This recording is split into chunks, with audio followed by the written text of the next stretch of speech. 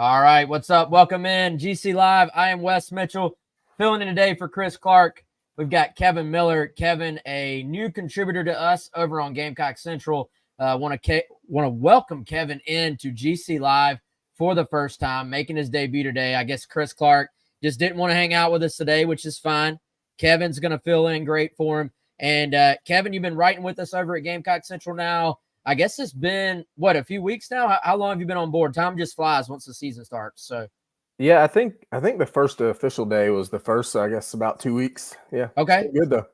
Yeah, 2 weeks. So, welcome to the show, man. Obviously, welcome to Gamecock Central overall as well. And so as everyone else knows, we sort of will use the Tuesday show, talk a little bit about what Shane Beamer had to say today in the press conference. And also, we'll start to turn the page from looking back on Alabama to looking ahead a little bit to what to expect from this Oklahoma matchup. If you did not hear or watch Shane Beamer's press conference, that will be posted on the Gamecock Central YouTube and on GamecockCentral.com. Already a preview or a rundown from what Beamer had to say on there.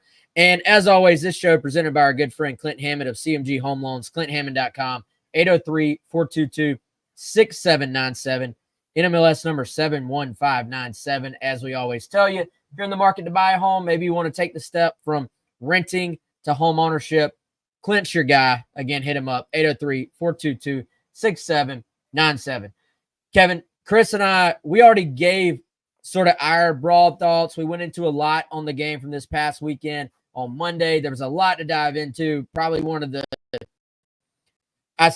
stranger games you've ever seen, but that's kind of been the norm for college football this year, is just lots of tight games, lots of games that come down to who can make a big play, who makes the big mistake, frankly, and then that kind of determines who wins these fourth quarter games. But I know you've been doing some specific play breakdowns on Gamecock Central as well, which have been good. If you're listening or watching, go check that out. Gamecock Central subscription required on those. But Kevin, what was maybe your overarching takeaway from the Alabama game before we turn the page to Oklahoma?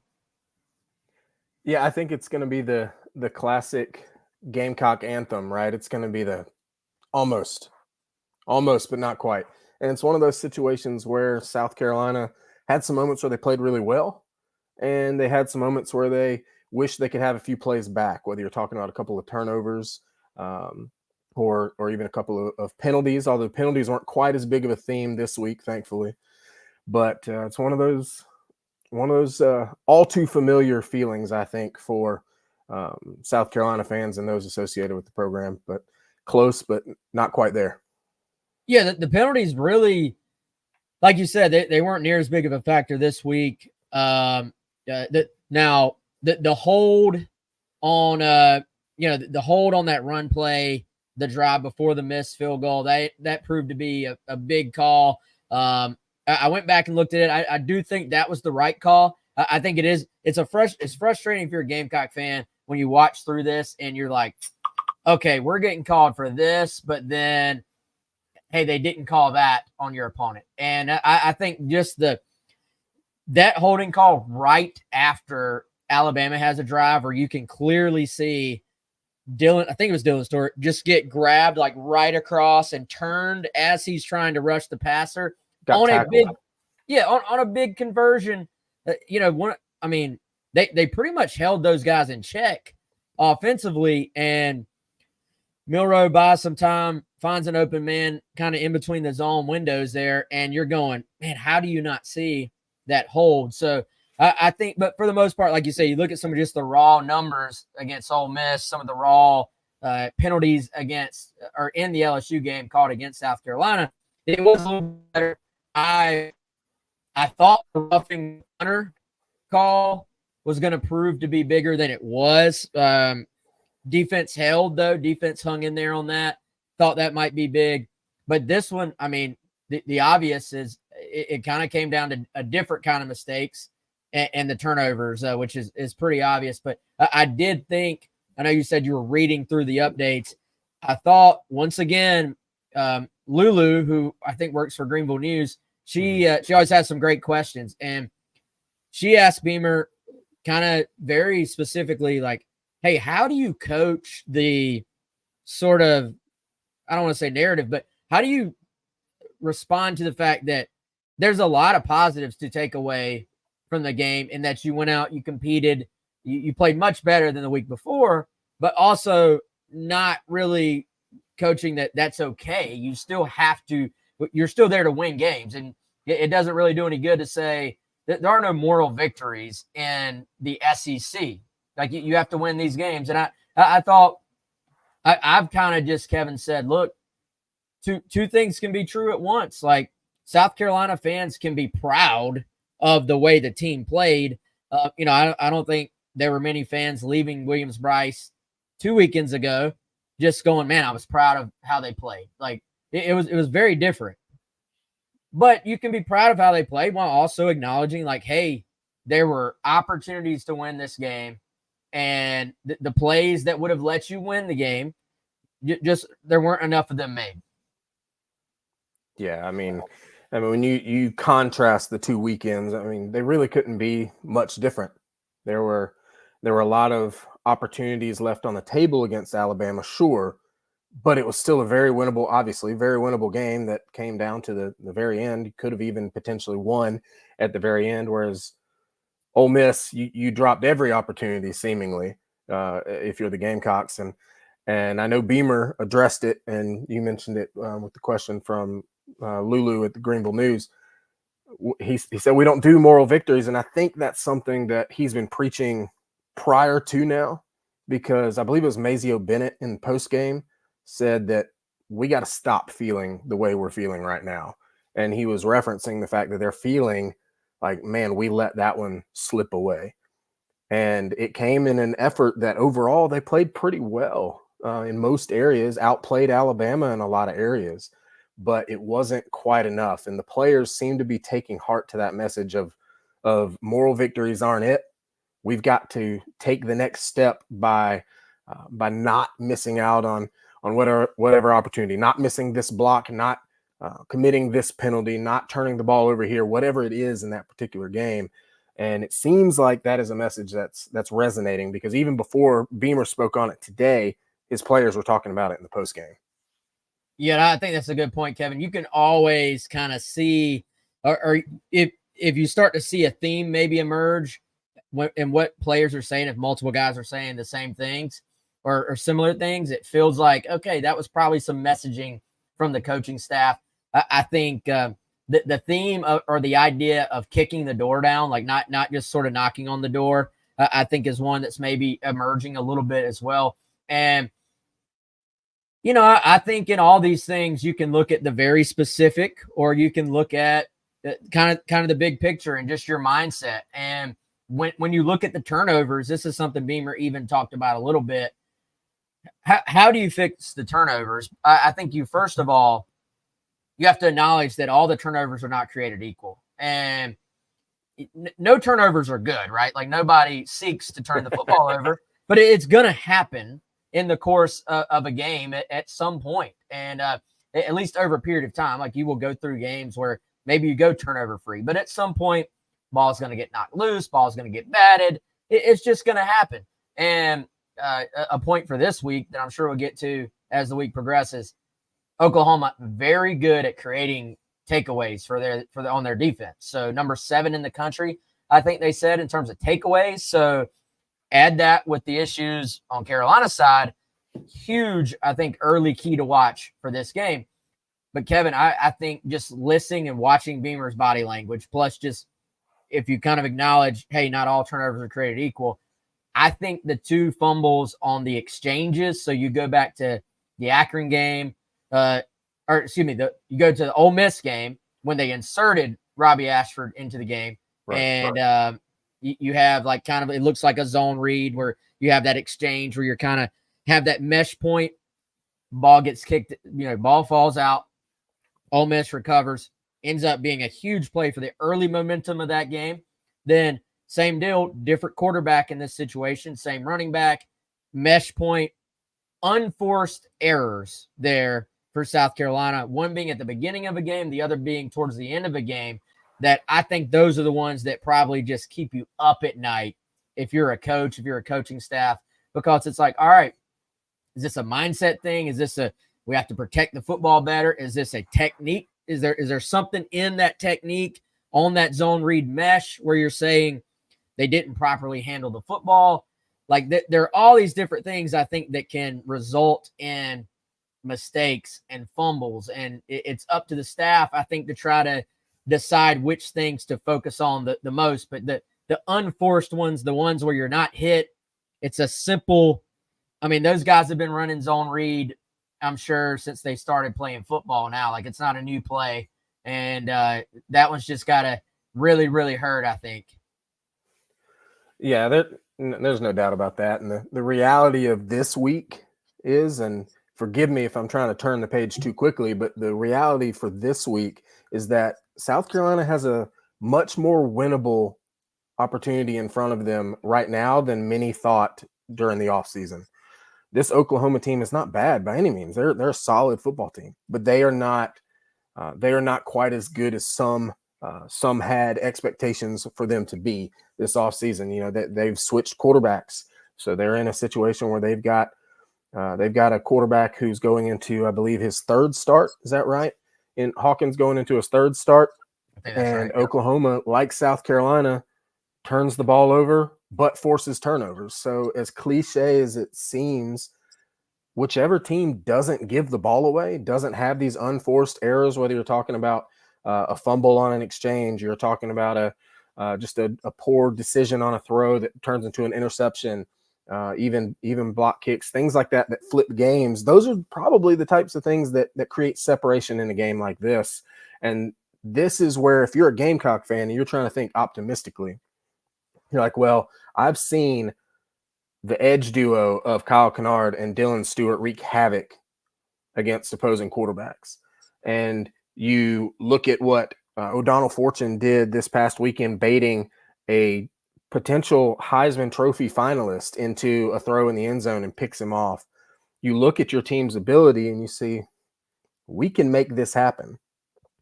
And I think you can feel pretty confident that your team can make this happen. So ultimately, it's probably going to come down to, can South Carolina avoid shooting themselves in the foot by giving the ball away or providing extra opportunities to Oklahoma through penalties? And if you avoid those things, I think this game has a chance to go the Gamecocks' way. Yeah, and I think it's one of those things, Kevin, where, yeah, it is cliche, but Chris and I talk about that every week, how there are certain cliches you could, like, attach to any football game. You know, turnovers, red zone, run the football, stop the run. But I think those things take certain extra emphasis in specific games, you know. So this is a game you're looking at, if you're on either side, like, that has got to be priority 1, 2, and 3 is protecting the football, but doing it in a way where you don't just get uber conservative on offense. And just, you have to, if you're going to win games, and I think it's always a tough balance. It's like a tough line to walk with a young quarterback, and either from, like, Sellers specifically, like his standpoint, or if you're Dow Loggins and you're trying to figure out, all right, how much do I put on this guy? How aggressive am I in my play calling? They talked about that coming out of the ODU game, even how they were a little bit conservative in the red zone because the windows start to tighten up. You're having to throw the ball into tighter, constricted spaces. And they didn't want to put that on their young quarterback, but then they had to kick field goals. And they're going, well, should we have been more aggressive? And so you're always, I feel like, teetering on this spot of, you want to be aggressive enough that you can still make some plays while also being conservative enough that you just don't put yourself in bad spots. Lenore Sellers, as we've seen, he's kind of having to walk that line every single time he drops back to pass, because if there's pressure, he's having to make these microscopic, like, incredibly quick decisions of, all right, do I take off and run? Do I just sort of eat this one and live to fight another down? Do I try to make something happen? And all those things are sort of colliding together on every single play that will determine your success and failure, I think. So for me, it's can they protect the football this week against what is Venables is always going to have good, aggressive, talk about, like, multiple in terms of, like, all the different things they're going to do schematically. That's just always going to be the case with the Brent Venables run defense, I feel like. So that's a given to me, it's can you protect the football without just kind of going Lou Holtz on offense and just like be yourself, just sit on right? the ball, yeah. Yeah. Run your offense and protect the ball at the same time, if that makes sense. Yeah, and I think especially against such a blitz-heavy team like any Brent Venables team is going to be, I think a lot of that's quick game, whether you're talking about getting the ball out to the flats or if you're talking about even throwing some quick slants. And, hey, red alert Gamecock fans who don't think that a quick slant can exist in the offense, there was another quick slant this week. Nick Harbor actually had a slant thrown to him. A little bit surprising that it was thrown to him and not one of the smaller guys, but he had one thrown to him, and so that's 2 games in a row at least where we've seen quick slants. So whatever it takes to get the ball out quickly, I think is going to be necessary this week. And if you don't, you're going to run into this issue of Lenore Sellers having to avoid pressure, and that's where we've seen several of these turnovers happen. Whether you're talking about the one that they reviewed against Alabama, where his arm kind of stopped and he was trying to get it out. There was an element of him trying to make a play, avoid pressure. Okay, that's where that came from. If you have to do that a lot on Saturday against Oklahoma, you're more likely to turn the ball over. And I think that's what Venables defenses are trying to do. They're trying to cause, havoc plays, which, just whether you're talking about turnovers, tackles for loss, sacks, trying to create havoc plays, things that get the offense out of their script, get them behind the chains, potentially cause turnovers. And if you're South Carolina, you just have to meet it out front, because if you try to beat them at that game, you're not going to be able to do it, especially, and this isn't to talk down on the unit, all line unit hasn't been consistent for effort to get the ball out quickly. You've got to see an effort to get to the edge sometimes. Right? You've got to see an effort to try to beat, if they're bringing linebackers up the middle, try to beat them over the middle. You've got to see things like that this weekend, and can Dowell Loggins call that up? And if he can, then I think South Carolina can have some success moving the ball. The thing I've always sort of, we saw Venables quite a lot, obviously, with him being at Clemson for so long.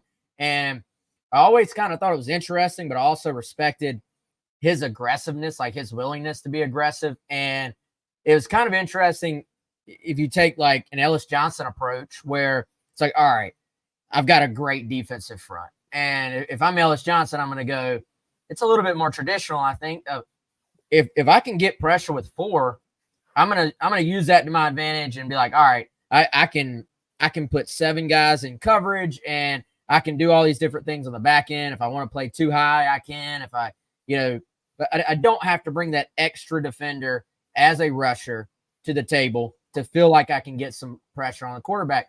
Well, Venables kind of takes that and flips it, and because he had great D-lines at Clemson, his thought, though, is, all right, if they're already having to be concerned with the pass rush ability of that front 4, what happens if I tack another guy on? What happens if I tack a 6th rusher on? Now I'm getting all those guys in one-on-ones, and I'm saying you have to protect your quarterback against great pass rushers with them in one-on-ones, and you also do not know what direction my additional blitzers are coming from. So I always thought he did a good job, and Dave Cloninger asked, I was a little surprised how forward he asked this question.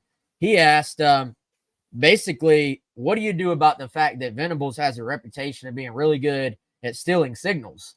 And which I thought was fascinating. That was the long groomer at Clemson. And we saw South Carolina. I was thinking about this after I heard that. We saw South Carolina, when on the road at Death Valley under Muschamp, do everything from literally like huddling every play and running.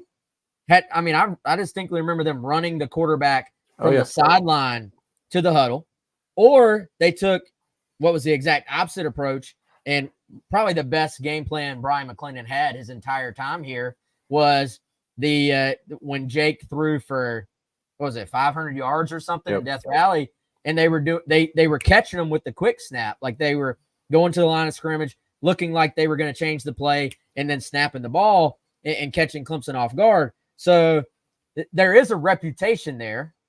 Beamer did not take the bait on that part of the question, but he did say, look, Venables has done a fantastic job of knowing tendencies, knowing, all right, if the formation is shifted this way, if this is the personnel, this is what we need to take away, and then attacking you from that standpoint. So whether you want to call it knowing what you're going to run, or whether you want to call it just finding the right tendencies, if you're Dow Loggins, you're going to have some tendency breakers in this game. And you do have to, let's be honest, you got to be aware of the fact that, yeah, they could get your signals. Like, that's always been long rumored. So you're going to have some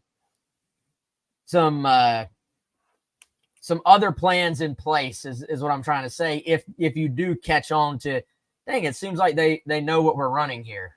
I think it's a little bit more than just rumors at this point. I think it's been confirmed since then through, or at least several reports, I guess I should say. I know last year ESPN, when they were doing all their stuff on the Connor Stallion situation at Michigan, they would, in almost every one of the articles they published, there would be just like a little quick hit that would say, oh yeah, other than this, it seems like Clemson's Brent Venables was da-da-da. You know, it was just always like just thrown in there.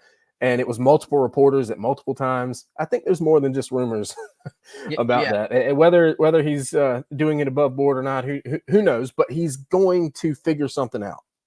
And so your point's good. The reality of the situation is, too, South Carolina can be predictable on offense when things aren't going well. And those two things go hand in hand, right? You get more predictable when things don't go well, and the more predictable you get, the more things don't go well. And so I think you use the term tendency breakers. Is that right? Or trend breakers, something like that. Yeah. I think you're right. And we saw some of that this weekend against Alabama, right? I mean, I mentioned the quick slant. There have not been that many quick slants this year. I know that's a minor one, and then I think the shovel pass that everybody's loving. And I mean, it was called and executed brilliantly. It was great. But even, I mean, the wheel to Mazeo Bennett coming off the post of Harbor, like using Harbor as a decoy in that sense, but still taking the deep shot. I don't know that we've seen it like that. We've seen Harbor go deep and then throw underneath it, but with that wheel concept, with him crossing route pass, I don't know that we've seen much of that yet.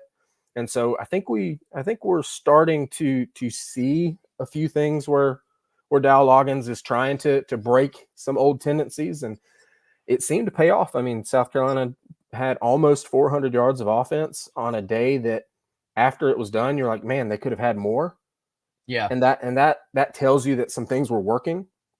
And I think you have to have those things go your way in a hostile road environment I say in the SEC.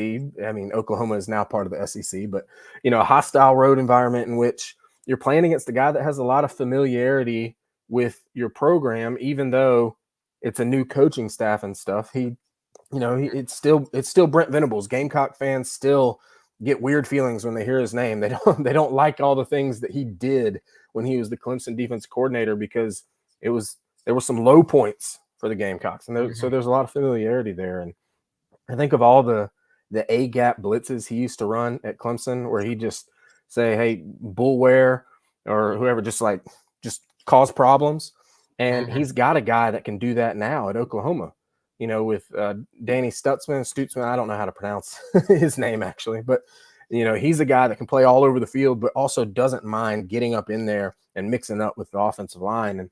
And so I think we're going to see a lot of similar things from him that that South Carolina fans saw when he was at Clemson. And you just gotta be able to beat it. You gotta get out in front of it with quick passes. You gotta try to anticipate the blitzes. I mean, how many times, Wes, when he was at Clemson, and especially during the Will Muschamp era, would you see an A-gap blitz from Bullware or BJ Goodson or one of these guys, and you see a South Carolina receiver in that area right after, but they just didn't have enough time to get the ball to him over the middle wide open? That happened a lot.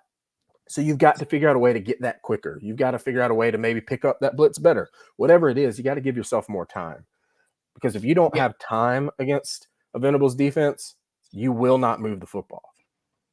Yeah, and always fully willing to risk the possibility of a bust just because I feel like just trusts his guys to go get pressure and to get there. He has another really good edge guy at Oklahoma and R. Mason Thomas as well. Some of our listeners may remember that name. South Carolina actually recruited R. Mason Thomas out of high school and was a guy they were heavily involved with at one point. So he's got some dudes on this defense. They hung in there early on against Texas. Now Texas, Oklahoma did not do. There was no complimentary football. There was not enough on offense. They missed definitely one field goal early on. So they had some opportunities that their defense put them in, but they just didn't get any help whatsoever. So I think there's a reason that line, which I think was in the 40s, in the low 40s, there's a reason in 2024, like that's a pretty low line for a Power 4 football game. And there's a reason for that, is both these defenses are really good. And it'll be on Dow Loggins to design some stuff. I have a little different take, I know, than a lot of Gamecock fans out there on Loggins. Like, I think some people have this thought that, there's just nothing he does that's good. I don't agree with that. I think there have been some games where certainly you look back and you're just like, man, it's just not good enough. And it's not even about necessarily what did you call against that defense, against that scheme. It's just more the overall, like, you can't score 3 points at home, right? Like, right. I agree with those takes, but I also think there's been times where I think if you go back and sort of just slow it down and rewatch it, some of the calls against Kentucky, like where it was the exact right call against the exact defense Kentucky was in, you're going like, hey, this is good stuff. I can see what he's trying to do. And, I think the call on the 4th and 9 to Mazio, that's the perfect call against that cover 2 zone that they were in. And it worked perfectly. They max protected it, gave Sellers time, and it was perfect. So I think you got to acknowledge the good and the bad there. And to me, like you don't get to that point. You don't get to the point of SEC coordinator. You don't get hired as an NFL coordinator, even if they weren't successful stints. You don't get all those things if you don't like know the game. Like you know football. I think there's been some issues along the way where you're saying, can Carolina not find some adjustments when things aren't going well within a game offensively? Like that's maybe been an issue. But I do think in terms of just, hey, here's what they do. Let's get together a plan that attacks it. Like he knows how to attack specific defenses. That's something Connor Shaw has talked about with us here on the show, actually. So I think that will be a fascinating part early on. What does Oklahoma show? How does South Carolina try to attack it? They were talking on the Fox, no, not Fox, the ABC broadcast, how the Texas staff had basically expressed to the broadcast crew, like they have like they're running like 3 different defenses, like literally 3 different base defenses. And we're like, which one are we going to see right off the bat? And so you're going to have to be ready. Like, I think that's maybe one of those game within the game things to watch, is with a young quarterback on the road, still a relatively young offense in terms of skill players. Like, can you get them ready for all the wrinkles that Venables may throw at you? Because I thought, looking back, it didn't seem to me like Alabama threw a ton of wrinkles at South Carolina. It was a little bit more the Ole Miss plan. Like, let's sort of sit in some zone and try to make South Carolina execute. It just felt to me like South Carolina actually executed better and won some of their blocks up front, whereas against Ole Miss, it just felt like it sounds weird even thinking, does Ole Miss have a better defense than Alabama? But the Ole Miss defense just, I don't know, their players, I thought, won a lot more of those battles than Alabama's did against South Carolina. So I know that's very long-winded. I'm bouncing all around, but I just think there will be some fascinating, Kevin, game within the game, like that cat and mouse game between OC and DC, and this one will be interesting. Well, and you can flip it to the other side too, right? because as much as we're talking about the Oklahoma defense against the South Carolina offense, South Carolina's got a good defense, and Oklahoma's offense has struggled. Like that's gonna be a big part of this too. There's, like you said, there's a reason why the over under. Are we allowed to say that here? The over under is set in the low 40s, and there's a reason why some people are still betting the under. Like that's happening because both of these defenses are solid, and both of these offenses have been up and down. And if South Carolina can come out and play defense the way that they have in most games this year, I mean, the way that they did against Alabama, they're going to have success. Oklahoma's leading rusher, the Barnes kid, he's a good back, but he's averaging less than 4 yards a carry. Against South Carolina and the Gamecock front that's been so good this year, it's going to be hard for him to beat that number as things stand right now. They're going to have to get creative. South Carolina has done a good job both in getting to the quarterback and also being pretty strong against the run. Where they do sometimes struggle, as I'm sure you know, is when they sometimes get attacked on the edge a little bit in the run game. We saw the quarterback buck sweep a lot against Alabama, where Milroe just kind of waited on his pulling lineman and just went. And South Carolina has had a little bit of an issue at times with that. But overall, the run defense has been solid. You've got a good group of linebackers, even though you're down a man now, you still have a good group of linebackers. You've got a really, really, really good defensive line. South Carolina's going to cause problems for Oklahoma, not just because they have a young quarterback, but because their offensive line struggles to get pushed in the run game. Yeah, and I think, Kevin, you look at some of the I don't know if anybody listening has ventured over to the Oklahoma sites and message boards, or I've come across some like Oklahoma Twitter stuff this week. Whew, like they are in a bad way about this offense right now. And, they're melting down. They are melting down. And I during the off season, we actually on the 107.5 on the radio side, we would have on guests from like, Oklahoma, Texas, Ole Miss. Just we were getting random guests on to just talk about the off season, and it sort of hit me. I'm like, man, all these SEC schools are expecting like 8-4 at the least, like at the that's the bottom. And that was the thing with Oklahoma, like 8-4, that'd be an okay start to being in the SEC. And I'm sitting there like, guys, mathematically, somebody's got to lose the games. So, and Vanderbilt's not doing their part in losing them. And this year. They are not normally they have a role to play, and they've gone off script, I feel like. And so for, if you're Oklahoma, you're coming into this thing and, they've had 6 games this year and they don't have a 200-yard passer in any of those games this year. And so then you go back to, again, I'll say rumor. It seems like there's something to it. The fact that apparently they didn't work too hard to keep Dylan Gabriel in town, and they put everything on, hey, this Jackson Arnold guy is going to be our guy. He's benched halfway through the season. Now it's, Michael Hawkins Jr., he's playing. Reading between the lines a little bit, Kevin, I've got a hunch if it doesn't start well on Saturday. Like, they're similar skill sets, but if I'm South Carolina, I'm getting ready for both quarterbacks because, one, Venables has said Hawkins will start Saturday.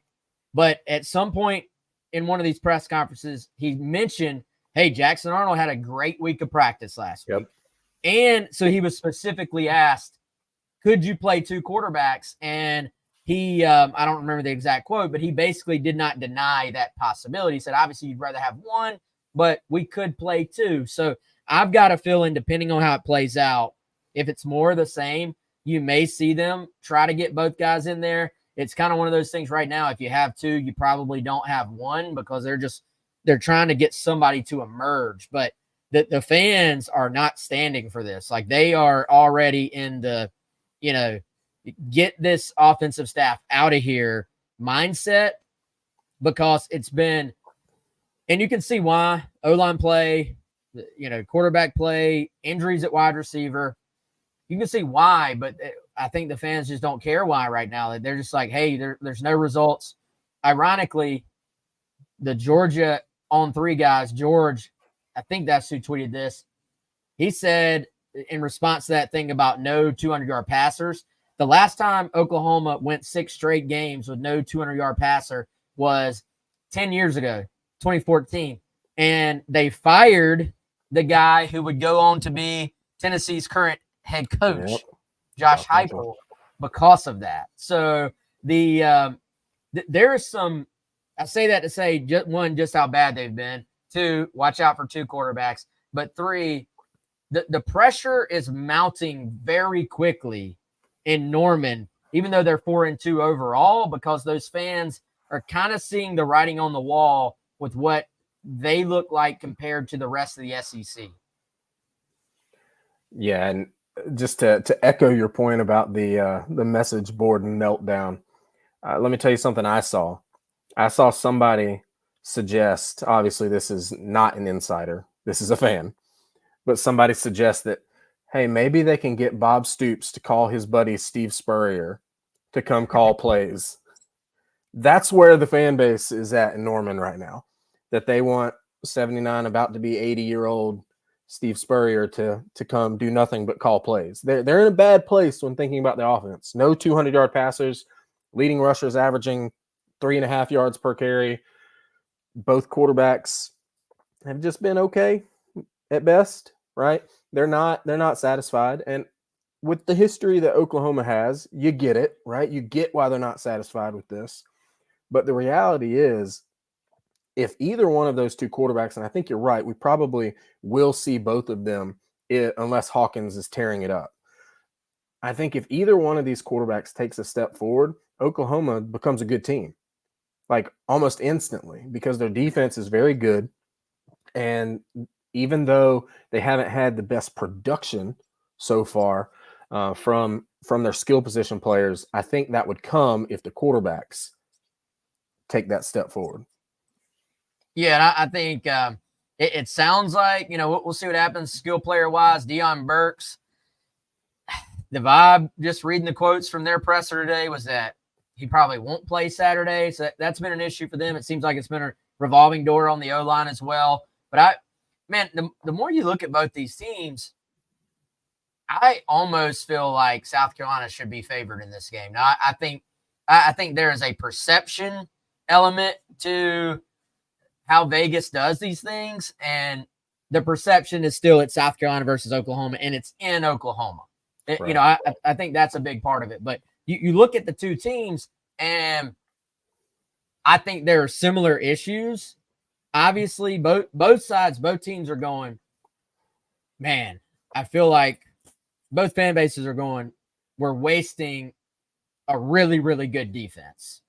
And they all have questions on offense, but I actually think Carolina's O-line, even though they've had issues, is better than Oklahoma, in my opinion. I think agree. Quarterback play for South Carolina is better than what Oklahoma has had. Running back is better than Oklahoma. Is Oklahoma's defense that much better than South Carolina's, or are they getting respect because they're Oklahoma and it's they're very good on defense? Don't get me wrong, but I just think they're similarly built teams and what they do well and what they struggle with.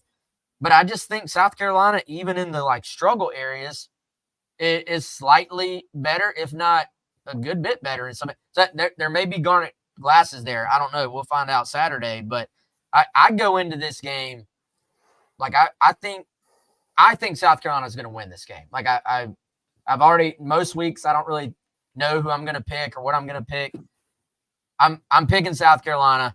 I think it will be somewhat low scoring. I think it's under that 40, but I really think, as I say that, I'm thinking along the lines of if you score 24 points in this game, you're feeling pretty good, 24-14 or something feels like it could be a score to me. But But I mean, where are you, man? Like, I really think Carolina has the advantage on paper in a lot of these areas in this game. Yeah, I believe the defenses are so close overall that if you were to try to get into nitpicking the individual positions, you're not going to come out with much more than maybe Oklahoma is a half step ahead. Mm-hmm. Maybe. I mean, you mentioned Oklahoma's 7th in the country in takeaways. I think South Carolina's 12th, right? And South Carolina has changed the narrative around their defense this year, and they're actually getting to the quarterback. You know, Kyle Kennard and Dylan Stewart leading the way there. But so I think the defenses they're really close. And as much as South Carolina has not been a good offensive football team overall this year, right? And that's just me trying to keep it real here. Like, South Carolina's not been a good offensive team. They've had good moments. As much as they've not been a good offensive team, they've not been Oklahoma. Oklahoma's been actively bad most of the year on offense. Not just they've had some bad moments, they've had very few good moments. You know, and other than a deep ball against Auburn, they probably lose that game too. I mean, Hawkins uncorked a 60-yard bomb in that one, and if that doesn't happen, they probably lose that game too. And Auburn has become almost a laughing stock at this particular point. And that's another game Oklahoma could have dropped.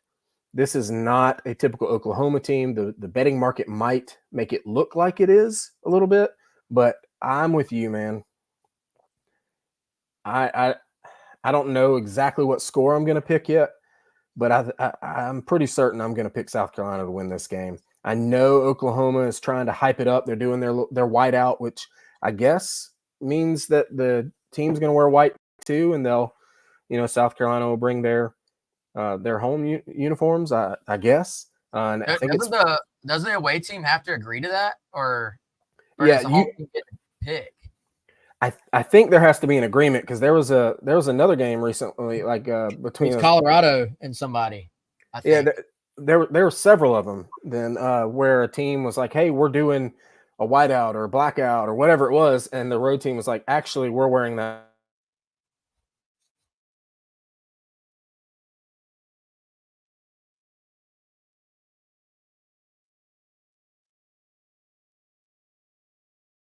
Hey, Kevin, I think I lost you there, man. Complete. I think we lost Kevin for a second there. We'll kind of reset here for a moment. Let's try to get him back on. But yeah, I agree. I think that you start to look at this team and you say they are similar in terms of how the two seasons have gone, just in terms of one side of the ball excelling, one side of the ball struggling. And, we will certainly see what that looks like. We'll continue to get into that as the week progresses. Of course, leading up to our final preview show, going to try to get Connor Shaw back in for that. Let's go back. I think Kevin's back on. We lost you for a moment there, Kevin. There, we got you sorry. back. Yeah, no, you're good. The spinning wheel of death popped up. Dude, this thing, the platform is good 98% of the times, but sometimes the connection does go out there. But Kevin, we heard most of what you said. Let's get back a little bit into the South Carolina press conference. Then we'll get out of here. The one just kind of newsy item was that Ja'Kai Moore, who it was pretty clear early on the way Beamer talked about the injury, both to Ja'Kai and to AJ Parks. Honestly, it was clear that they were pretty serious issues, and that it was going to be a while. It's hard to believe we're 6 games into this thing at this point. The season has flown by. Beamer was asked today. He said doubtful that Ja'Kai will return this year to action. And, it really, reading the body language there, plus the words, just did not feel like we're going to see Ja'Kai on the football field this year. Certainly hate it for him. That's a guy I've had the opportunity to interview multiple times since he's been on campus. I know he even talked, we had a Garnet Trust interview. He was talking about how much he had worked to try and stay healthy this year. Like, that was a big focus for him. And I think, man, Ja'Kai is a talented kid. Like, I hate it that the injuries have been such a issue for him throughout his career to this point. Yeah, it stinks, man. And I know he's almost as old as us. It feels like he's been around so long, but Ja'Kai, from everything that anybody's ever heard, he's always been a guy who's done things quote unquote the right way, right? Been a good teammate. He's stuck through coaching change. He's been a guy who was called upon to become a leader. And this offseason, we heard things from players and coaches about him stepping into that role. And he did that not even knowing if he was going to be part of the starting unit. And that's not something that a lot of guys are capable of doing. And it shows a lot about his character. So it's sad news, man. You hate it for anybody, but especially a guy like Ja'Kai who has just handled his business in a good way. Has been a good teammate, been a good dude around the program. Yeah. And all indications were, everybody on that offensive line for the most part stuck around in May, and just this was supposed to be such a big year for that group. And I was just, it's even hard to keep up with because all the COVID stuff, who is what in terms of what year they are. And so I did just triple check this. This was supposed to be Ja'Kai's 6th year. So he has, let's see, he used a red shirt, and then this would have been his COVID year. I don't want to speak to Ja'Kai's plans, but there could. I mean, I just saw that Cam Rising could get an 8th year. So Ja'Kai, if he wants to come back, and I don't know how serious, is it more of like a long-term thing, or is it just something that's going to take time to heal? I don't know, so I won't speculate. But if Ja'Kai wants to come back, there's a great case for him to come back. So certainly whatever he wants to do, though, wish him the best on that, because just hate it for him that what was going to be a big year for him, at least in terms of your final year of eligibility. Just like you said, man, it does stink. Let's see. Let's make sure we hit on all the other major topics, and we're going to get out of here. By the way, come on over to Gamecock Central, Jack and the crew. I know there's plenty on, Kevin, you've written on it as well, plenty for men's basketball and women's basketball the last couple of days. The women have a game with Memphis tonight. Men's basketball has SEC Media Day. So all the sports, baseball scrimmages going on, all the coverage for all that stuff continues, as always, on Gamecock Central. And let's see, I'm going through here. Beamer was asked about Herrera a little bit, just in terms of what do you do there? And, he just kind of said, hey, we got to acknowledge the kicks he has made.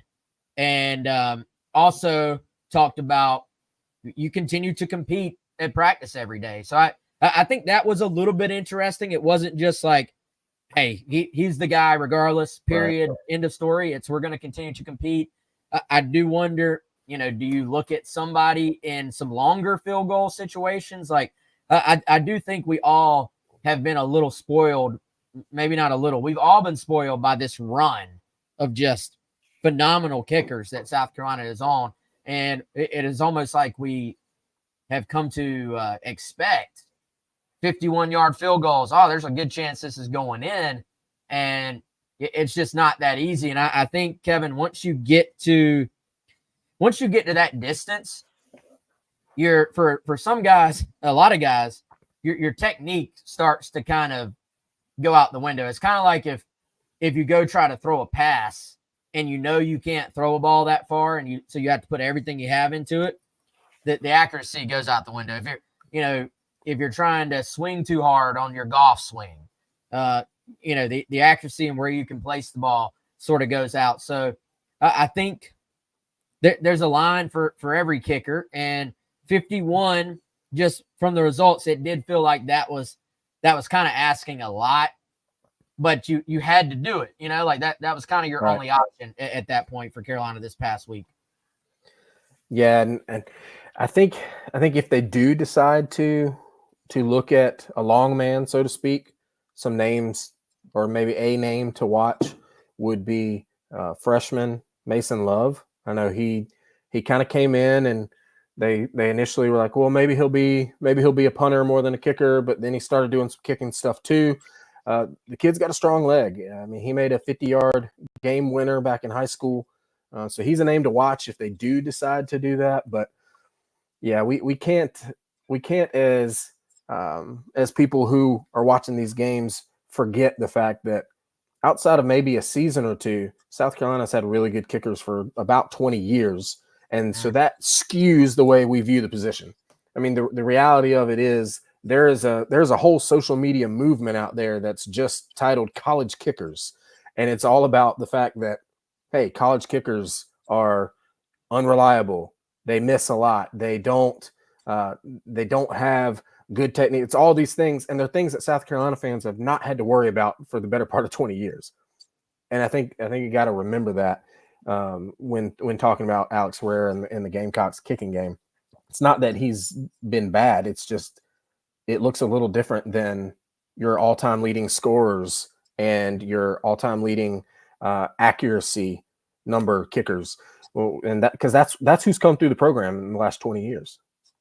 Yeah, and I mean, even like Mitch Jeter competes for that job down to like the final day, and then goes out there his first year as the kicker.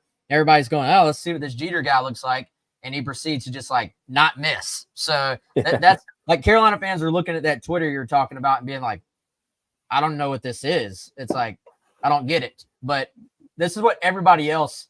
Like, you remember that stretch where even like Alabama would have like the most talent on the field at every single spot. And then the kicker spot was killing them. And that's, again, like you said, it's not been the case with Herrera. Like he's hit a bunch of kicks. And honestly, it looks like it's supposed to look like it's a high kick. It looks smooth for somebody who doesn't know like anything about the specific techniques of it, but just from the way the ball comes off his foot, it does look like it's supposed to look. But I just think you're probably not talking about a guy who just has that easy 55-yard. You know, even Elliott Fry, for a small guy who was like following what I guess Suckup in the years before and Spencer Lanning and that crew. Like, I mean, Elliott Fry could like he had like it's almost like it's like how Spencer Rattler is a smaller guy, but he just has a natural just cannon of an arm. Like Carolina has had some guys that have had 55 plus in their legs, and they don't have to put in that little extra effort that affects your accuracy. So I don't know, something to keep an eye on there. I feel bad for Herrera because you got people blaming the dude for not hitting a 51-yarder, which is just it's tough for anybody who's not in the NFL. It's a little bit more accepted, I think, that you're going to make that in the NFL. But all right, y'all, that's going to do it for today. Kevin, good stuff, man. Congrats on your GC Live debut. How do you think it went? Give us your recap there. You know, probably need to tighten a few things up. Look at the film, see where I can execute a little bit better.